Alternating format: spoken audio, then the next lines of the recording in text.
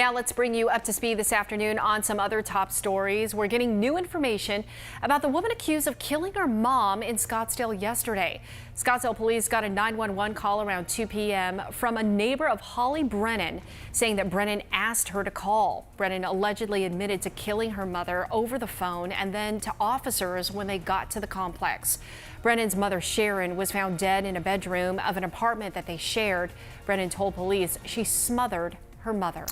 A Peoria teacher was arrested and accused of sexually abusing a child. Court documents say that Ricky Ordway, a fifth grade teacher at Sun Valley Elementary, is accused of abusing one of his female students. The documents say that in February, while other students were in the room, Ordway allegedly pulled up the victim's dress and pulled on her underwear. He allegedly then rubbed her leg and touched her private area. He is also accused in 5 other instances with 2 other female students this school year.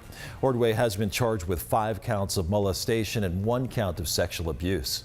The Glendale child who fell into a pool with her father last week has died.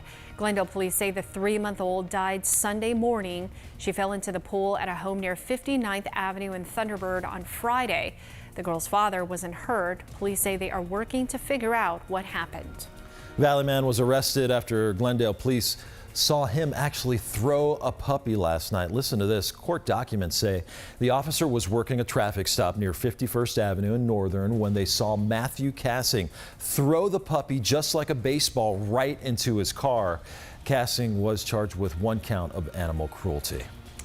Well, one woman in Buckeye had quite the scare right there this morning when she noticed a snake slithering out of her car. Oh gosh, Shayna Brockway shot this video and said she shot it at her work. She said the fire department came out when the snake was in her coworker's car, but they weren't able to reach it.